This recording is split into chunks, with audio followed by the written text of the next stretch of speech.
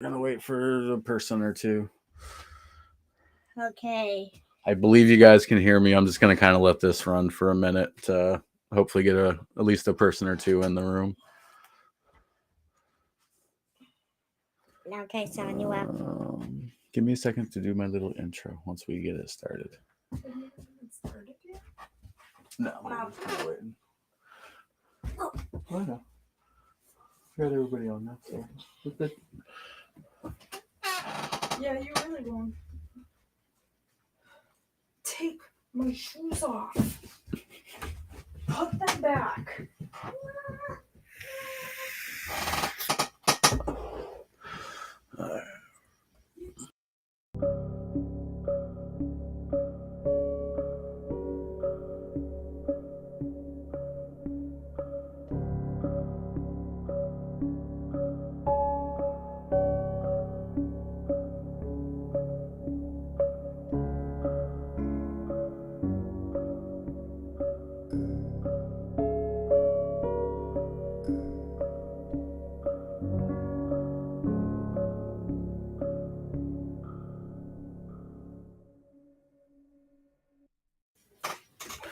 Hey everybody, welcome back to GPK Live. This is episode 25. Been about 6 months. So I want to thank everybody for actually still showing up. We're going to have a special guest tonight. I don't know if you guys have been paying attention in the groups. There's some really cool final art that's out there for sale on auction right now. And we're going to talk with the guy who got that, kind of get a little bit of the backstory on it. Super important piece to the Garbage Pail Kid community, and like normal got a couple other guests, so I'm gonna bring everybody on. We got Rob tonight, Brandon, and Ricky. Welcome everybody. Hey, thanks for having us. My kid's been getting a little more vocal, so you'll probably have to deal with the 5-year-old going in and out also. He might be a little bit crazy. No. Now I'm gonna have to sit on your lap. Yes, now you can sit on Good my lap. co-host. Yeah, there you go. He's got a channel with 10 subscribers, lots of exciting Minecraft and stuff. No need to subscribe, but you can if you want. I need to get close on your lap. I'm about to fall off a pressure. Okay. All right. Like I said, today's guest we got today is Brandon. He works at still Austin Books and Comics still? correct. Works at Austin Books and Comics. Hey, no, don't break the mouse. And I don't know how much people know about the backstory. There is the very first painting was by John Pound. That was kind of the concept of Garbage Pail Kids. Names they've gone by as Juvenile Delinquent or Delinquent. No. Or Trash Can Dan. It's supposed to have been destroyed. I'll let Brandon kind of go a little bit more on to all that. But there are a couple other art pieces. But yeah, I'll let you. You're probably a little more organized than I am right now. I'll let Brandon kind of take over a little bit here, discuss the story. We'll kind of talk a little bit about it. If you guys have any questions, definitely throw it in the chat. I'm okay at the chat. As you can tell, I'm already behind. So, but yeah, put any questions you guys have in the chat and we'll try to answer anything we got for you. So, Brandon, I'll let you take over for a minute here. So, Len Brown, who was in product development for over 40 years at Tops, is a friend of the store. He moved to Austin to start a country music radio show, like old school country, old school, like 1920s type stuff. So he would come into the shop often and like shop, hang out. He got us a signing with Art Spiegelman years ago, back when he did In the Shadow of No Towers. But Len, I hadn't seen him in a while. He came in not too long ago and sold me a box of Donald Duck comics. They're looking to clear out space. I said, well, if you've got anything else besides comics, knowing full well, Mars Attacks, Garbage Pail Kids, who knows what he has. Bring them in. So he and his wife Abby brought in like bags of stuff, bags and boxes of stuff, and I'm going through it, and first I see like a Bazooka Joe original art. I'm like, oh, that's kind of cool. And it's an old one, like from early 50s, I think. But they made a lot of those, so probably not worth a whole lot. After that, I see what I thought was, oh, cool. They made a Christmas card of the Wacky Packages art that inspired Garbage Pail Kids. And it had this little sheet of protective like paper over it. I pull it back and I just gasped because I knew what it was.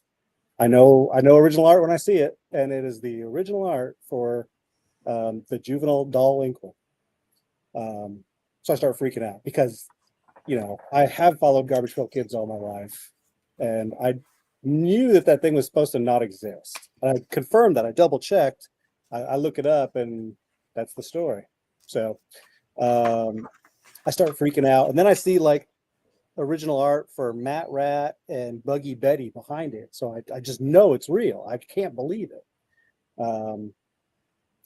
So, as a lifelong fan, I go into like kind of panic mode and I start sweating and just like put the art down, don't touch it. And it was wild. So at that point I start like, I call the store owner. I'm like, hey man, I've got this thing that should not exist. It's probably the most valuable thing I've ever bought at the store. And then we just kind of like try to figure out what to do from there, and not necessarily let people know about it because we didn't want any attention for it yet. Because if it wasn't real, it's just gonna be real disappointing or whatever. But we eased into it and talked to the auction house. And at that point, when they're involved, they basically, recognize expertise. I like to think you're expert as well, but the world recognizes heritage. Definitely. And it was just mind blowing because now they call it a tall tale about the burning of it because it's supposed to be Aaron Shore and demanded to be burned on his desk or something like that when the Cabbage Patch Kids people started suing Tops. But it's here, and I guess my guess is that basically Len said, "No, I'm not doing that." Yeah, So are you in Austin, Texas? I am in Austin, Texas. Cool, that's awesome. One of the guys, he's not here tonight, but he's up in the Pflugerville, Round Rock area. Okay. Show. And I'm here in Houston, so Nice. Yeah, I just had a lifelong love of this stuff. So the fact that it landed in my hands was really cool because anyone else would just not recognize it, maybe. yeah I can imagine. Everything I had ever heard, it was gone, and I saw that you had your post and I was like, wait a second, hold on, that's still out there. Yeah. So it was in the 80s that they were supposed to destroy this thing? It was in the 80s, I believe. So like they were sued around the time the 6 series came out. Yeah. 87, I think. Yeah. And I guess the command was get it out of here. Anything that connects these to Cabbage Patch Kids, but I'm guessing they rescued it. Len said, no, we're not burning that. Well, I kind of ask because I know that they have actually made a Wacky Packages. Like, I don't think they released it for the longest time, but I want to say it was in the early to mid 2000s. Maybe they did a Wacky Package run and had it in there as a bonus card. Now they might have pulled the artwork from, they might have had copies of it or something like that. So I think that's a fan made thing. I don't know that Topps actually produced it. And if you look at that artwork, that's the one that says Garbage Can Dan or Trash Can Dan. Mm-hmm. There's also other small differences, like the text on the side of the box is like thinner than on the original art. And when I, being all excited about it, I rewatched the 30 Years of Garbage documentary. And they interview John Pound and they show the art and they show the version from the Wacky Packages. And I start, or not the Wacky Packages, from the remake thing. the one that says Trash Can Dan instead of Juvenile Delinquent. I start freaking out. So I shot Aaron from GPK World a message asking him, hey, what's with these two pieces of art? And he said, I think he guessed like an intern just grabbed the wrong art from the internet. And the real one is the one that says Juvenile Delinquent. So that was a huge wash of relief. Yeah, and it's weird because like on my phone was the best picture of that art for like 3 months. Because you look it up online and like on the Wacky Packages page, it's very kind of like low res, and you just can't see like the fine details of it. So it was just so cool being part of that. Definitely. It's one of those.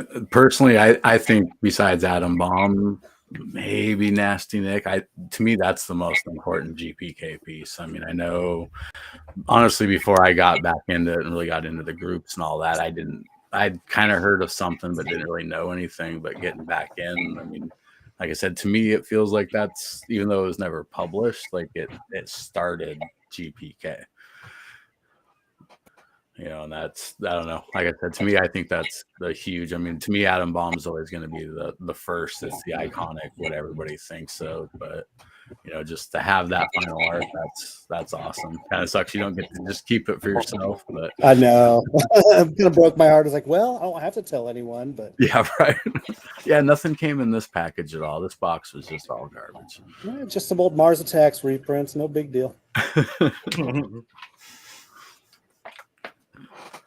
Now, Ricky, have you ever done sketches of Juvenile Delinquent's kind of what the name should be then, not Trash Can. Yeah. I've never sketched that before. I'm familiar with it, and I think I did see some of the fan made stuff that Brandon's talking about that was reproduced later on in the early 2000s. But I swear there's a copy of it in like the GPK book as well, or something like in the front, just talking about, you know, it's the prototype primordial kind of stew of GPK, right? You know, it's that wacky, it's that missing link right between Wackies and GPK. So it's a really cool piece, and that must have been exciting to pull the plastic off and realize that that's you know, oh, I'll give you $20 for it, no problem. You know, but no, it's really cool.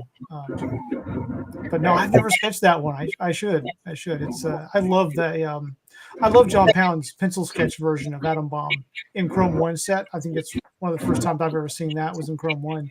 That kind of like early Atom Bomb-y kind of feel and early stuff. I love the raw stuff. It's a good find, Brandon. I mean, obviously, I'm sure you've been told that before, but It's very cool.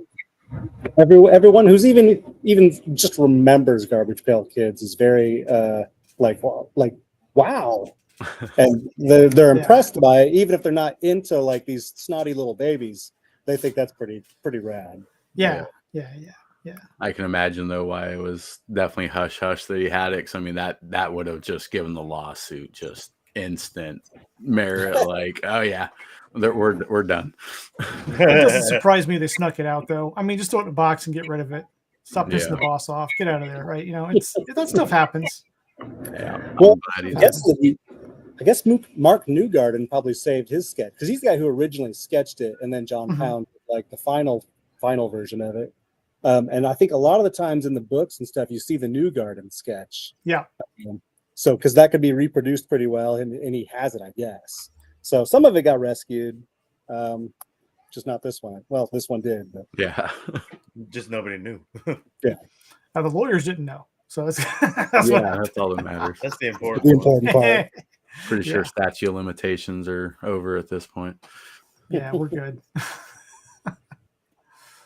And then I saw, looks like there were a couple other finals that you got with those. So yeah, there was the Matt Rat and Buggy Betty from the first series, which was pretty awesome.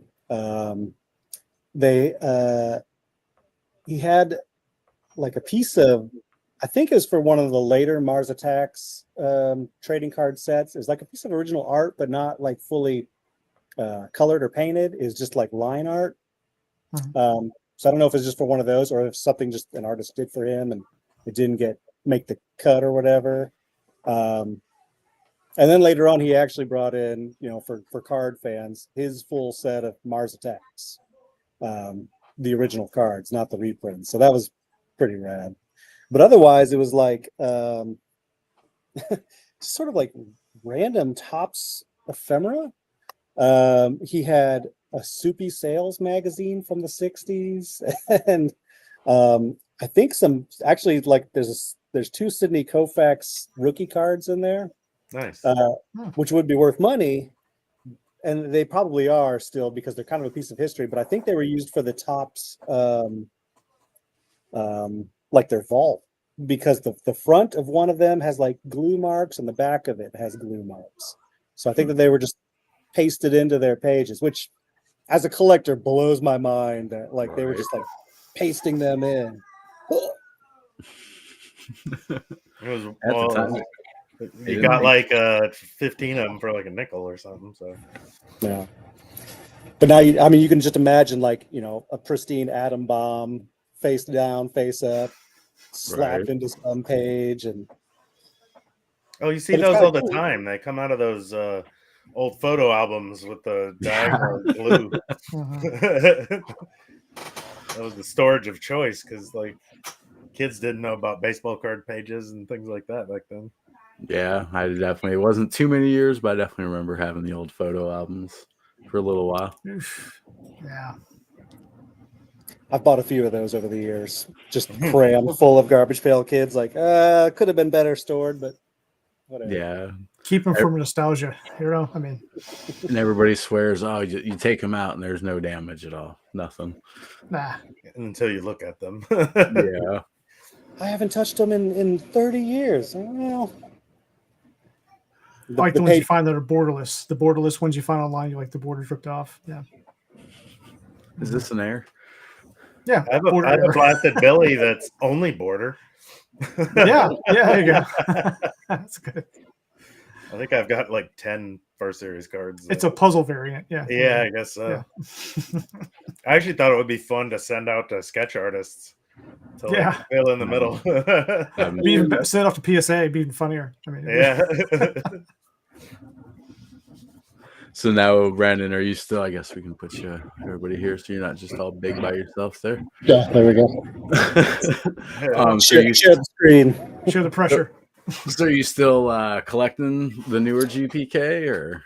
I do. I don't buy full sets just because they're just not that available. Like you can kind of, I'm not the kind of person to go to like Target and what have you. Like we'll order our box. I'll get a couple packs to open them up, and I don't sweat like the entire sets. Although I would like to like kind of go through and get the ones where they like, they're all grown up or where are they now kind of stuff. I like the newer versions of it. And then I'll get like the annual set. So like I'll get a couple of the vacation packs. I just, try to keep it at the level of like not obsessive like I used to be. I've got my 1 through 10 set, and I can look at that anytime and be happy. And then just like I kind of get like a sampling of all the new stuff. It's definitely, it can be overwhelming. It's amazing how much is really out there. I know getting back in, it was like, oh, okay, I think last I saw was 51 like actual sets that they've put out, which is definitely amazing how much they've actually done. I'm the kind of person that would be trapped by like the different borders too, so I just can't go down that path. those rainbows can definitely start costing. Yeah, there we go. Yeah, definitely. There's some addictive issues right there. Have we talked about Chrome? I mean, we have not. Yeah, maybe we should talk about it, but I haven't even opened any. Speaking of borders and variants, and yeah. Well, speaking of Ricky, Nancy said she would be down for next Sunday. She can't do it this Sunday, but if you want to do next Sunday, we can so I can finally open some Chrome. The only problem with next Sunday is I'll be in Philly. Oh, So we're gonna have to. We'll talk. We'll get something not this going. upcoming.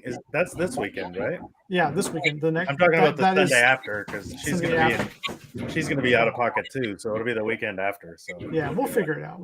Yeah, this October is actually really busy. So yeah, we're working on 2 sets right now, and nice. yeah, so sketch cards everywhere. But we're looking forward to some more Chrome 6. But yeah, Brandon, you talk about variations and stuff. I like to grab a copy of the set, to reference, to look at, to enjoy the artwork. And I don't sweat the whole sets and the variants and stuff. I like the Chrome stuff because it's nostalgic a little bit. It's kind of fun because the hits are kind of good sometimes. Not always. We've had a few series that were not great, but Chrome 6 has been pretty nice. I haven't hit that as hard as I did Chrome 4 or 5, but I've enjoyed that a little. And Rob, you've seen probably a couple of those. And have you opened any at all yet, Rob? I haven't opened any. That's what I was saying. I can't really talk much to it. I have my set that I got. But, I'll say, I've heard like almost every blaster has a hit. So it does. Every blaster has a some sort of colored border hit. The first one I ever opened, I got a color error and I think a prism. So I mean, like, that was my first blaster, and my first hobby got actually 2 orange, and then the rest were parallels of colored borders. So it was pretty amazing. And Right. Joe did too. Joe was with me on stream, and he's had the same kind of luck I did. It's just we just done so well with that. But we haven't bought 50. We don't buy cases, to be honest. We don't buy cases. Just a couple hobbies, and I'm good. I'm good. And that's as heavy as I collect, is just a couple hobbies and maybe some blasters, and I'm good. And I'll trade around. If people need something, I'll trade it to them. I don't really care. Yeah. I think I've sent out more cards for free in the last 6 months than I've. Yeah, and that's the fun part. Now that's why I do it live. That's why we do it live too. That's why it's so fun about opening cards with people who enjoy it, right? Yeah. I mean, if I'm sitting here with my kid, that's fun too. But like if I'm collecting with guys who really get it, that I think about that feeling like when I got GPK when I was a kid, like it was cool. I mean, GPK was really cool. It was the anti-establishment kind of thing to have. You're not supposed to have these. Yeah. That's what they tell you. And then I still kind of remember that. That's kind of weird as a kid. I don't remember many things like that, but just that one. So, Trent, did you open any 6 yet? I haven't even actually seen any yet. Haven't seen any. So, Brandon, are you selling all 3 of the finals? What's that? Are you selling all 3 of the finals? They're all on auction right now. In Heritage, right? At Heritage, they've got 6 days to go. Okay. Right now, the Buggy Betty and Matt Rat are kind of where I expected. The Juvenile Delinquent is a little bit short of what I was thinking would get there. I mean, it's definitely way out of my price range, but I'm expecting I would see it going for more. Oh, David Gross's online finals are out of my price range. They do their like online auction, and then they have like kind of like a live auction after that. Because we sold a couple Magic art pieces like a month or so ago, so I got to learn a little bit about the process in advance. So I think it can still get to kind of more of my expectations, but I'd feel a lot better if they were closer now. I mean, I've never done the auction stuff. Is it kind of, I mean, like eBay, I mean, if you bid with more than 10 minutes left, you're just raising the price up. I mean, I assume big money auctions, I assume they run a little bit different than everybody waiting until the last 30 seconds. I assume it's actually probably mostly the same. I think that there's like the initial offers to maybe like get your name in there, or like basically like to be reminded of it later on when you get outbid. And for some of these people, I guess $23,000 is that kind of money. It's not for me. That's just my reminder money, but we'll see. And then the live auction part is, I think, going to be the wild, because that's when I think like the really moneyed collectors that are like obsessive about the high dollar stuff, that's when they're going to show up. I think. Yeah. When you say live, are the people actually there live, or is it like the Mikamoto auctions where people are live and calling in? And so I got to go to Heritage to basically sell them on this thing, and first of all, the place is gigantic. It's this Dallas-based, just huge, not tall, but like widespread building. It's like a football field or 3 football fields. It's huge. I got lost in there easily. And there was a room where they had like a live auction going, and you hear the kind of dude talking, but I think people are calling in. I think there are people with like maybe online representatives there. It was all closed room, so I didn't get to actually see it, but I was just kind of guessing that pretty much any way that they can take bids, they will. I think the whole online portion is probably just like basically setting your opening bid. All right. Sorry about that. It was his bedtime. Brandon, I was going to ask you, so when you were during the process of getting those put up for auction, did they share with you here? Did they share with you the authentication process for that kind of stuff? I mean, did they share any details with that? I'm just kind of curious. So, I got to meet some of the folks who do like the comic side of that, because we have a friend who works in that department. Since we were there, he offered to show us around. And they have like, basically experts on hand that research this stuff. And their name carries weight. So if they say it's real, it's real. And, they've handled, $1 million to $1 billion items. So, yeah. But it's crazy, like just the amount of the stuff that they have there. He's here, hold this. And it's like Captain America #1 from 1940. Like, oh my, it's CGC graded, so nothing's going to happen to it. But I'm like, what is this? Why? There's also heavy like security. You can't even get in past the like the entrance foyer without like multiple people badging you in. It's pretty wild.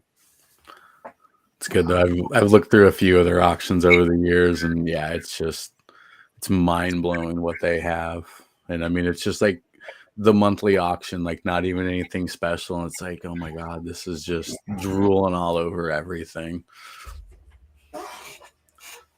I will say, back in the day, I was lucky enough. We had a local a comic shop that got a very nice copy of Detective Comics 27. So, oh wow, got to hold that. that's the book, Yeah. After Action #1, that's like the most.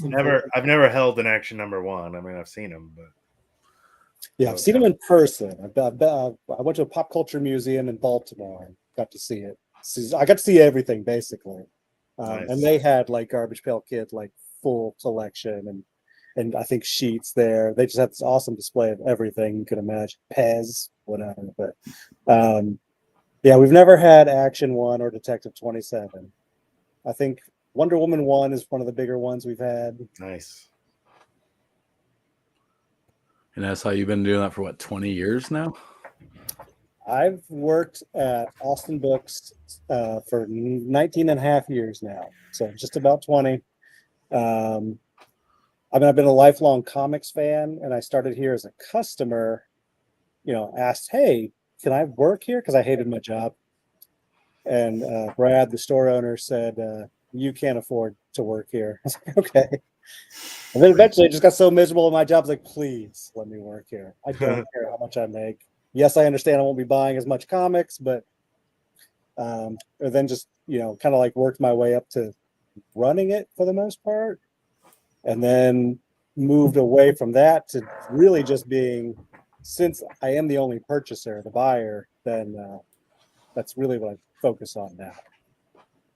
It's got to be fun seeing all that stuff, though. I mean, I'm sure you see a lot of crap too, but it's 99% crap. Yeah, the 1% is pretty exciting. The telling people like, who doesn't want to see more X-Force #1s? Yeah. Well, the card's still in there. It's polyback. Come on. Yeah. Come on. I think it's funny that all the people that kept them in the polybag actually hurt the condition of them. Yeah. Nobody knew at the time. Oh, those I never really got into comics. I didn't realize all those old polybags destroyed the comics. Yeah. Oh, I mean, didn't help it's it. not a guarantee, but it's Yeah, good chance. quite strike against it for sure. Yeah, Mhm. sometimes. That sucks. Yeah. Yeah, I like the fact that I like those '90s and late '80s comics. I like the cheap comics, so it makes it easy. I love liking cheap stuff is easy as a collector. But I guess, Brandon, what are you seeing moving a lot these days? You seeing Bronze Age stuff or silver? What's looking good? I mean, it's always you like Silver Age is now to the point where Golden Age used to be, where you just can't really get it Can't anymore. afford it really. Yeah, I can't find it. Yeah. We have, I mean, it is kind of weird. Right now, we have two Amazing Spider-Man #1s. They're very low grade, but they will still sell for 4 figures each. Spider-Man always sells. X-Men, Batman, those are the obvious ones. A lot of the Bronze Age, first appearances now because of things like Werewolf by Night's TV special. Mhm. Now people Mhm. care about Man Thing, they care about Werewolf by Night, Moon Knight, all those guys.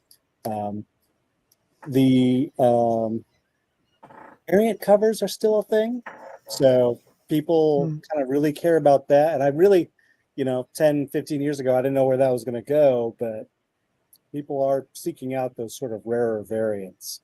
Yeah. They just make so many now. It's crazy. I They cut know. the And numbers. it's sort of like, I think it hurts like the the iconicness of a cover. Everyone knows what Incredible Hulk 181 looks like, but Mhm. no one knows what version of whatever the newest thing is. So but that means your rare border Garbage Pail Kids are probably going to do pretty well in about 15 years. So so get those. Toys, I do vintage toys too, and GI Nice. Joe is insanely hot right now. I would have loved. That was my toy growing up. Joe? They were He-Man guys, and I was always GI Joe. And it'd be great to get some of those old ones, old standbys and favorites, but they've just kind of gotten priced out. Some of the old Star Wars vintage, well, I mean, that's been expensive for a long while now, but GI Joe's creeping up there too. Yeah, Joe's fast approaching Star Wars to the point where I can't keep it in stock, and I've got guys who come in every week. Got any new Joes? Are No, they buying man. the classified, the 6-inch series now? They're going for the newer stuff as well.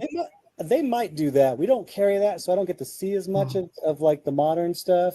But I do think when you like are into, be it Joe, Garbage Pail Kids, you kind of just go all in.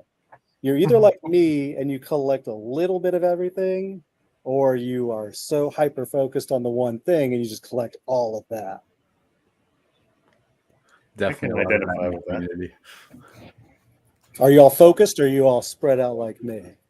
I'm more of a focus. I used to do baseball cards, but yeah, it's pretty much just Garbage Pail Kids. Got priced out of collecting shoes. That was too expensive. Yeah, I have way too many of them, and I'm still trying to find more.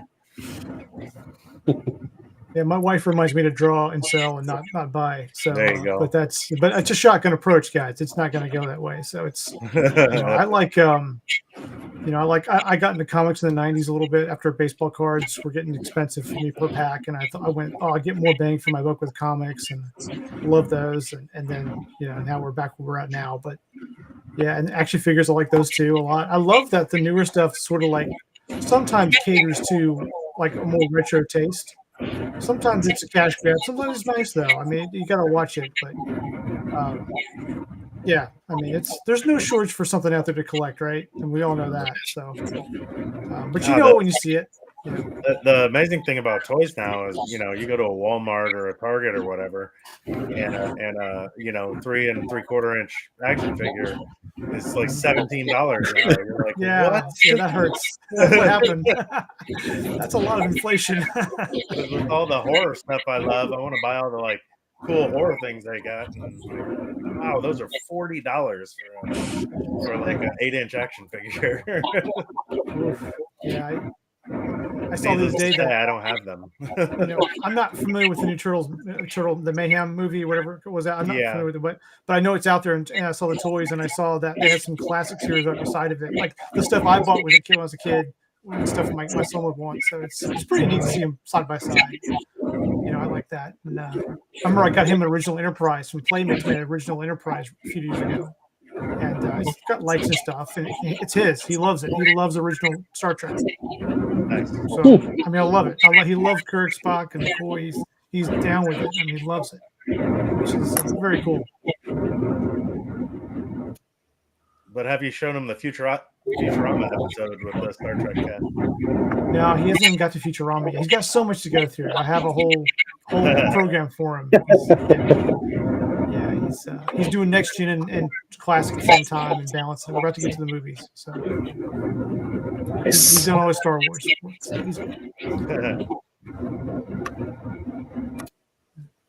I love comic shops. I have to stay out of them though. I have to stay out of comic shops. I'm sorry. Oh yeah. A danger. You'll end up collecting something you didn't even know existed. Yeah.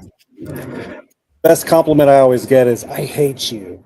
Like, well, I'm good at my job. I'm sorry, man. I found you this new book you want to read. I found you this rare thing you've been wanting to own. I'm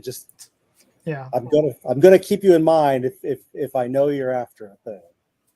Are you just selling new series variants, or are you having trouble with new comics, or like I hear a lot of things bad about the industry, or issues with DC, Marvel, and other publishers? Like there's a lot of issues, but I don't know. I don't think it's completely wrong. I think the industry hangs a lot on Marvel and DC, a little more than I would like. I mean, I love the superhero stuff, but there is like a really incredible world of comics out there that a lot of people just don't know about because they don't make movies about them, or they do and they just don't even realize they're from comics. Right. Yeah. Or they're from books or something. Yeah. Yeah. Sure. Yeah. So like Sweet Tooth and.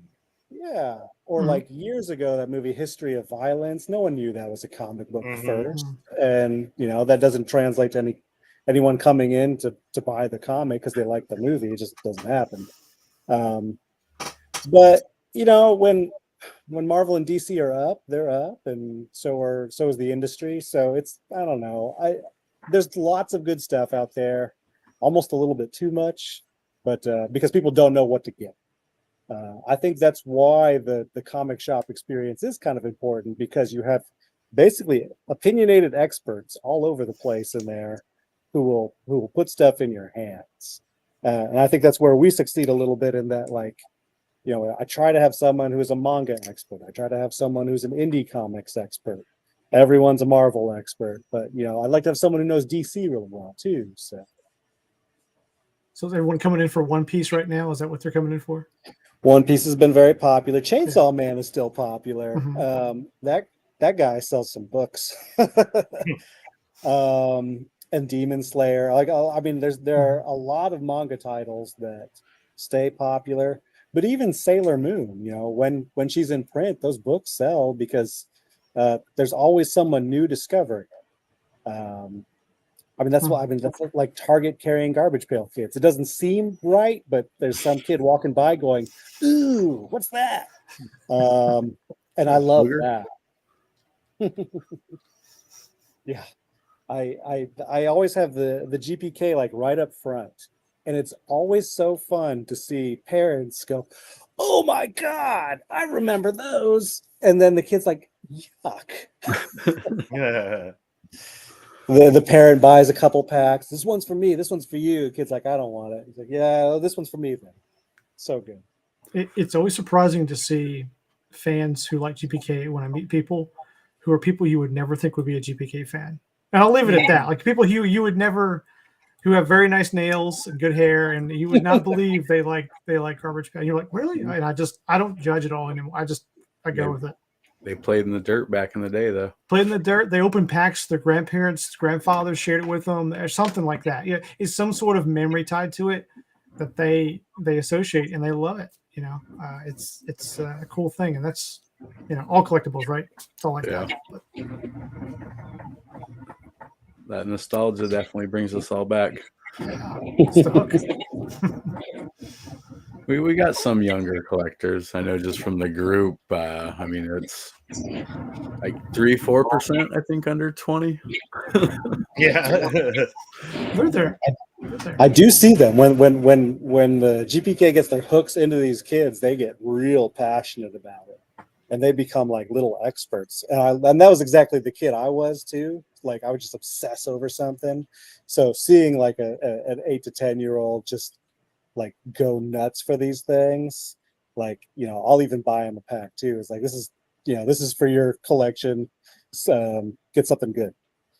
I mean, especially for that age group. I mean, there's something for everybody. I've had some people that I'll talk to, and they're just like, "Oh, those are kind of stupid," and I'll kind of like play it out for a little bit, and then I'll find that one, that just kind of hits them, and they're like, "Okay, well, that one's actually pretty. That one's kind of cool, or like really gross." And it's like, there's thousands of them. This is what got me back into Garbage Pail Kids.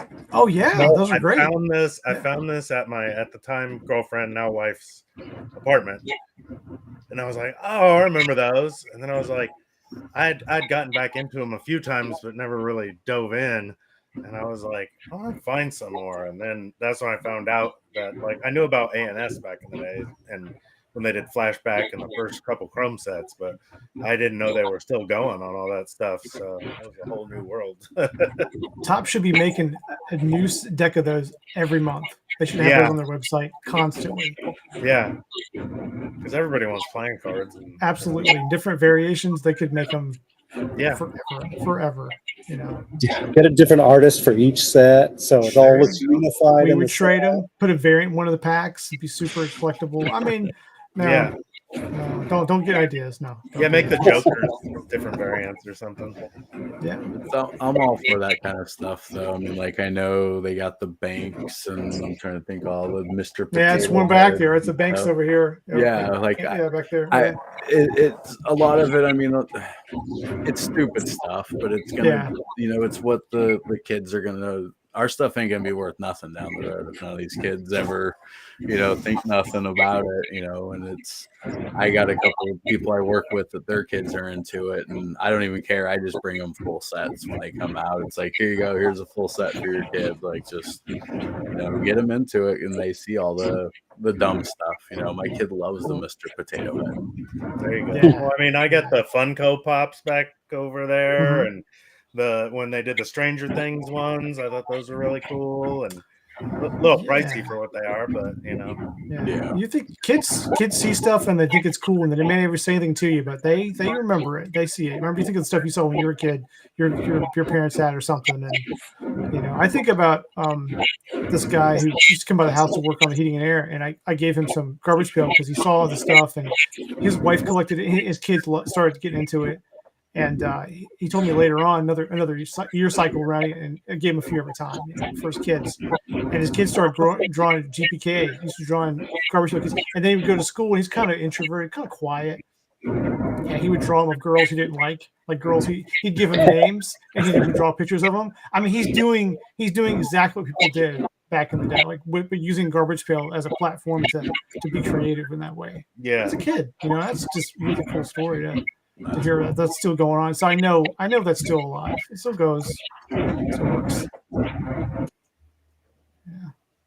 I do think Topps has done a good job of sort of like spreading out, like doing with all the licensing that they're doing. And I mean, you see the Funkos, the skateboards, like they did the wacky rubber band things when that was popular. So they're very clever about keeping GPK out there for people to discover, to remember, all that stuff.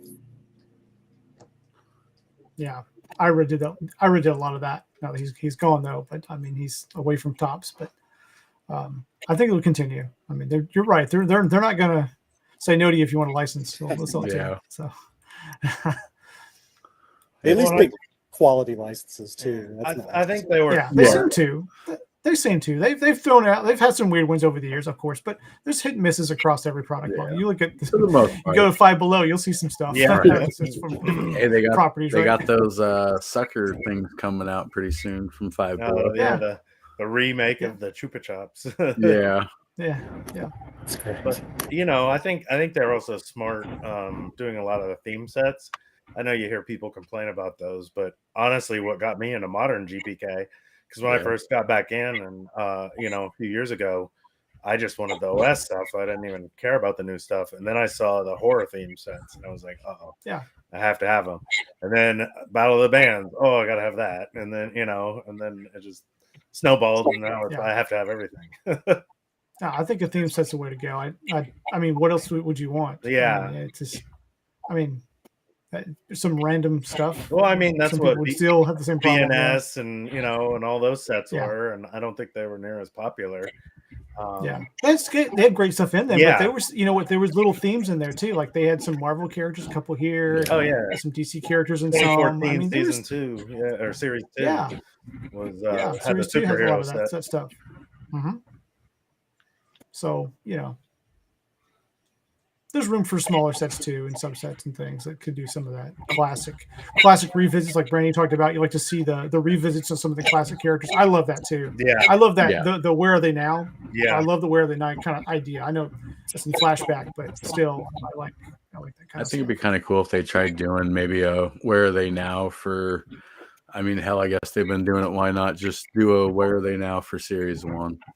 Make a set for it and just kind of go through so you can kind a of whole set like that. Still redo the Mhm. old set, but get a new look, a new twist on like that whole set.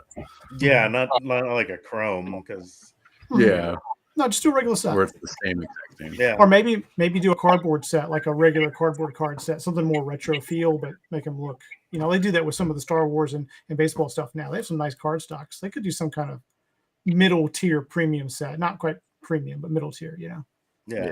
They definitely need to step up their card stock game. Yeah. Well, shoot, get the View Askew set. There we go. I heard that was pretty These good. cards are like almost chrome thick. I mean, they're thick. Mhm. Yeah, I was like, that's like the nicest set. I mean, Are they paying stickers $2 with? a card for them, I guess they might. Yeah, they you should. paid more for them, so that's right. That's a premium kind of. I'd say Yeah. premium, but premium set really. With a Is $40 it bucks a an box, actual right? sticker? Yeah, it was $40, and you get, I forget, it was 6 packs. 6 with packs. Yeah, 6 packs of them. Yeah. Mm-hmm. So 5 cards a pack or something. So it was about, Yeah. it was Yeah. expensive. I still want all the sketch artists to have a chance, like, to do a set. And I think maybe the key way to do that is do online series where you guys can do, remember the 35th, the 35 years of stories set or whatever they did online, Mhm. where I forget who all did the art, but I know Meeks did it. So the finals are actually just sketch cards. Mhm. And then they used them to make The the reprint set. sketch cards, yeah. Yeah, I think, was it Lowell? Did Lowell do some of the cards in that too? There's a handful of them in there. I've Yeah. really forgotten who did. I barely remember those, but Something like that. Even if you guys get to do like a set probably has 10 cards in it usually now. So Yeah. if you could do 5 pieces of art, make an A and a Mhm. B that are printed off the sketches, and then put the sketches in the sets too, I think that would be awesome. Yeah. And you have each set could do a different sketch artist, and you Yeah. have like every month or 2 months or whatever, you come out with a new one. And I think people would really, gravitate towards that much more than we hate the 1940s or whatever. I like that though. I could do that. I like that. We hit the 40s, but that's a great idea. Actually, I always thought the Beyond was it the street set, the Beyond the Street sets. Those are. I think those have mixed reviews as far as like the first set was poorly distributed and packaged. I think it was right. It was kind of hard to build sets with that first one. The second one, I don't remember how well it did, but they grabbed some street artists who did good work in there, but like they didn't use any of us from the previous several years. Or maybe. It's kind of weird. It's kind of like a slap in the face a little bit, but like it's not what they use us for. We're not there for that. So but I think the online set, they did that with Wackies. They had some of us work on. We did finals though. Some people did finals. For that. But you get 3 days to make a final. I'll be honest with you. You get 3 days to make a final. And to submit the paint, so it's like online sets are quick. Like you gotta move fast. Yeah. Well, maybe I have one one artist I'm doing working it on. wouldn't work then. I don't know. I have one online set I'm working on. I have half the time to do it that I do, maybe less. So, but some of us are more gauged for quicker work than others, but I think it'd be great to get more sketch artists, and there's a lot of popular ones out there and stuff. Yeah. Well, Lowell could do a 5-card set in about Yeah, 45 he minutes, I think. he did some for one of the Halloween years. I think he did Yeah. some stuff in there. So, But I mean, every time I've had him do a sketch, he'll message me back in like 45 minutes. Okay, I'm done. yeah. And it's like beautiful. You're like, huh? Pat was pretty quick too. I was surprised that Pat worked that fast, but yeah, it depends how much time you got. That's true. What you have going on in life. Some people are full time, some people are not. Yeah, that's true. It's just a big mix of stuff. We have people who are not working on sets now, who did in the past, who will be back, and it's just people take breaks. Yeah. Curse them because I've never taken one. I wish I would, but I need to. Yeah, I saw on the Crashers set, Becky's not in the artist. Yeah. So not everyone invites every time. Some people are busy with other stuff. Mm-hmm. I don't know what Becky did. I didn't ask, but she may have just been busy with the stuff. Honestly, I couldn't work on a third. I don't do 3 at a time anymore. I've worked on 12 sets this year, and it's just of different things. And I didn't plan to do that, but we can begin the year. I'll promise you that. And it shoots everything back. There's wait lists. There's people I've got stuff to get done I haven't got done too. But yeah, I love your idea. I'm going back to that. I love your idea of doing the online thing. I wish we could do the guest artist thing again for Wackies alone or something like that, and do a GPK version. It would sell well. Well, then maybe if you did like I said, you still do 10 characters, 5 A's, 5 B's. Sure. But have one artist do each one, so then you're not under a time crunch as much. Yeah, I think that'd be really cool. Chop them up in blocks. Yeah, and you could maybe do something like a little more thorough, like a return, more so than like a pack insert sketch or something like that. And the back end management, that would be tough because of what the time demands are, the time crunch, and the contracts would have to be. It'd be a nightmare for an art director probably to pull off, and that's why they don't do it. Yeah. They just, the production, the final, the finishing artists they're producing stuff and finishing it, a month, 6 months, sometimes almost a year ahead. I mean, it depends when maybe the set gets shifted around and that work comes later. So they've got them pretty far ahead, Well, David Gross has been a machine this year. Oh, yeah. Look how much stuff he paid a lot of that. Him and Brent have been working, and they did a lot of that before, but they're smoking for the future right now and past that. So that's why I was thinking more like a set like Crashers or Valentine's, where you have a little more time to do it, not like what's coming up. The quick release weekly things. If you had five subjects to do, and you had, I don't know how long it would take, but depends what quality you want. It wouldn't be that bad. That's what I'm saying. One, maybe narrow it down to each artist does one. Maybe two or one even. Yeah, it wouldn't be that bad, right? And then you could have, because shoot, I mean the roster has exploded in the past year. I mean, so many. I think that was the biggest new class of people I've seen come in. Yeah, I've been doing this all over the place. Yeah, I don't know what's going on. Yeah, I don't know half of them. Yeah. I mean, for what they're paying for them, I don't see why they don't just have a ton of them and just, not necessarily one per pack, but make every box pull a sketch, something.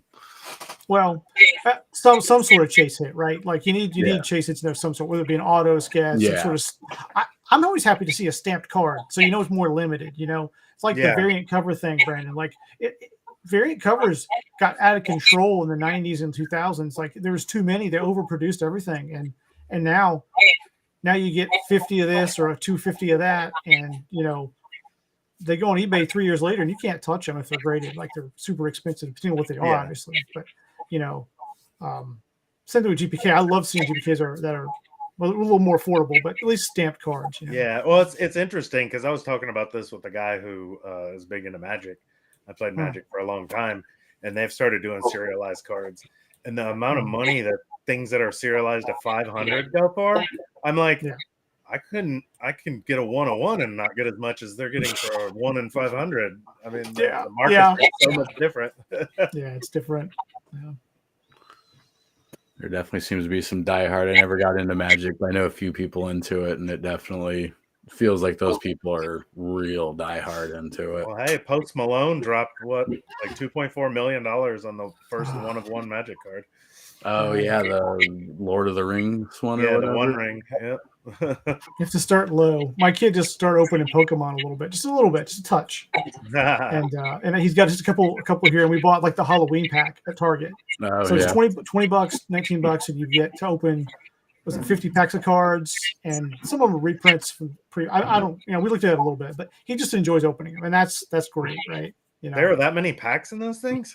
And well, there's only 4 cards, I believe, in each little pack. Yeah. But like, it's just fun to open them. I think in the end, you get 2 decks. You get enough for I 2 saw people. them at Walmart, and I was like, man, these are expensive. I didn't realize You get a lot. We got it last You get a lot year in for there. the It's kids. good bang for your buck for a kid. They're for Halloween, giving out Halloween, right? Yeah. Oh, okay. That's what they are. Yeah. I thought it was for But fun. we're not doing that. No. They're fun, though. They're fun to open, So, and I don't mind, We're not gonna buy anything super expensive, but For $20, you can pretty much make like a couple of the sets and then just give one to someone. And yeah. if you're not just handing out the packs, it's a really good idea that they have. Oh, Yeah.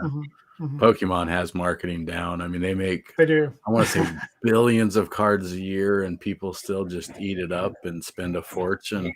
I mean, talk about like people complain about Chrome 5 being overproduced. I mean, that's a limited card in Pokemon, and it still sells. Oh yeah, Magic too. I mean, they'll make Magic. they'll make like 1 million booster boxes. That's why I guess that's why 1 of 500 card can go for that kind of money. But like, it's crazy, and it's the funny thing to think is Wizards of the Coast used to have Pokemon property, and I don't know if they sold it or lost the rights or whatever, but they're probably kicking themselves in the ass for not having it anymore. Because I've heard Pokemon's the biggest IP, intellectual property in the world. I could be wrong on that, but I believe that's what I've heard for what I think you're right. And probably 1/1000% actually plays the game. Yeah. I ask everyone who buys them, like, do you play? Nah. Do you want to learn? Nah. Yeah. I just want a shiny Charizard. I like the holofoil card. Oh, it's nice. Yeah. Well, the funny thing was, I used to chide people about Magic because it always seemed to be, the almost the nerdiest of the nerdy guys who played Magic. Yeah. And so When I was in high school, I only kind of knew that because I picked up the Star Wars game a long time ago when that was still in print. And you'd have to go to card stores to find anyone to play or get cards or whatever. And I'm like, God, I can't stand being around the Magic people.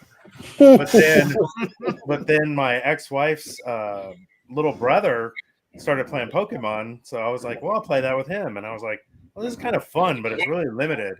And then I found out Magic is very similar, just with a lot deeper rule set. And that's what sucked me into Magic.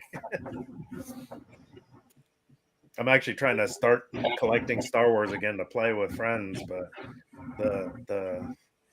they're hard to find, and good ones are hard to find. You can find a dime a dozen stuff, but yeah, like 2011 or 2021 did the same thing to those that every other collectible did. Just made everyone think they've got $1 billion worth. yeah. True. They're going to be doing a new Star Wars TCG, so you might hold out for that one. Yeah, but they do that every few years, and none of them have been as good as the original. True. So yeah, I see those old Decipher cards come around here and there. I don't try to buy them, but they end up like in a Star Wars collection. Yeah. So I do have boxes of them. I'm like, I got to figure out what to do with these. Maybe when I road trip to Austin, I'll look you up and find a new home for them right there. Swing by, I'll tell you what I got. There you go. Well, hey, I'm probably gonna cut this out at probably about an hour here. Yeah, sounds good. Yeah, we don't have a lot of news type stuff, but we have in the past. We're in a dead spot for GPK. So. Well, I know that we've got to announce a new set soon. I'm hoping, like I keep hearing, they're going to announce it in November. But Yeah. it's like, why not announce it like October and build up hype for it? But I don't Yeah, know. please announce it before the Philly show. Please That'd be announce it. so good. Please. Well, I have Yeah. like sketches I can't post because the set hasn't been announced yet. Yeah. Yeah. I have pieces of thin cardboard that I can't really show until I. Yep. Yeah, it's kind of a problem. And I would show it, but I get the artist to send it to me. You get in trouble. Yeah. Oh, I wouldn't. Well, you would with the artist. Yeah, exactly. Well, Lowell had me post one. He was like, "And the front looks like any other return." He was like, Yeah, that's true. Now there are several series that kind of look similar, so you can kind of get away with it. because that That one may or may not one. be true this time. I'm just The saying. shaped one. Well, the shaped one definitely gives it away unless it's a trash can. Right. Right. Well, Brandon, thanks for coming on. Yeah, You're more it's than awesome. welcome. If you ever get bored, we are gonna try to start doing this. I used to do it a lot more regularly. Life stop that a little bit. Well, thanks for having me on board, man. It was a good time, and I love talking about GPK and stuff. And Yeah. if It's a any, great story. Great any story. of the Thanks for people sharing that. watching make a lot more money than me, go check out Heritage. There you go. Get yourself one of those finals. Yeah, just search Garbage Pail Kids on their website, and they've actually like added a few things to kind of like to have with this art, some sets and a couple high graded singles, and I think there's a British Series 1 set. But right there at the bottom is my boy. Check it out.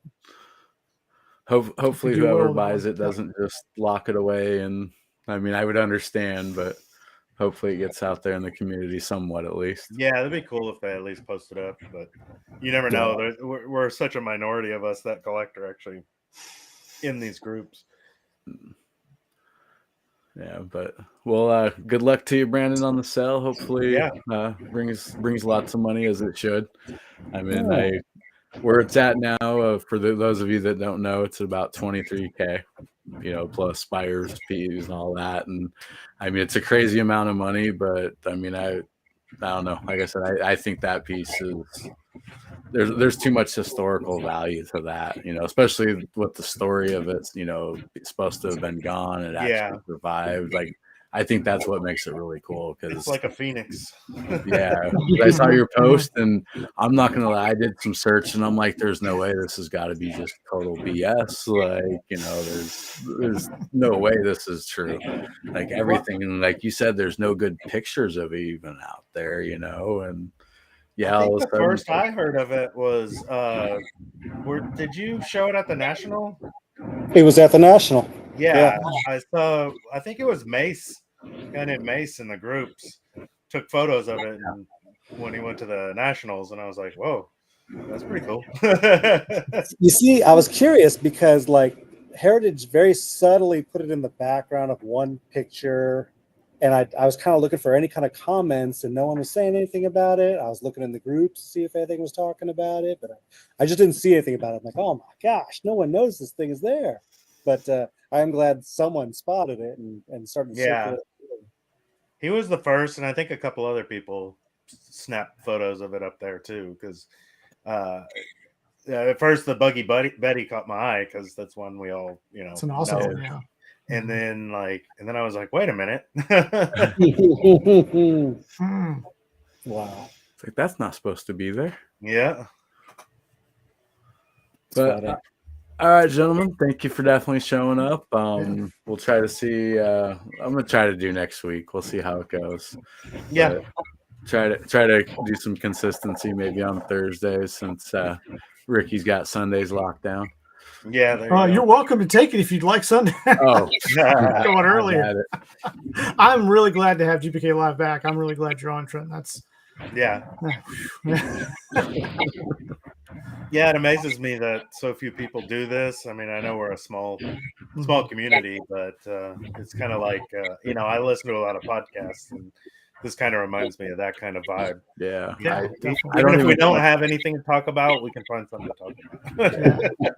I don't even collect sports cards, and I watch some of the sports cards one. It's interesting just seeing. Yeah. We don't get super detailed in some of the stuff. I mean, we try to not just alienate people or make people pissed, but Yeah. Just at the end, we try that at the end. yeah, everybody shut off by now. And Rob doesn't ever do it. But Rob, you got some videos too. I watched recently. I watched some of your openings there. You had some stuff. Some videos. Yeah. I was doing some of the Mark Singador stuff. Yeah. Horrible Kids and Trash Formers. So Cool stuff. those are real. I love fun those sets. sets. Yeah. Really cool. And it gives you kind of something new to look forward to when there's no Garbageville Kids going on. Yeah. Yeah, like I don't know. I was gonna try to put together a foil set, but it's so tough. You get 48 foils in a box, and man, you get a lot of doubles. I was surprised because the collation's pretty good on the base cards. I love he sells the or he has certain stages sells the full sheets as well. Yeah. I love that. Yeah, it's so cool. If you got room to frame that, obviously, and put it up. That's a trick. Well, they make those giant top loaders. Funny. Yeah, I've got some. I got some over here, but they're wall space is gonna run out. My trash can troll one sitting in my closet because there's nowhere in the new room to put that big of a poster anywhere. But all right, guys, thanks for everybody for watching.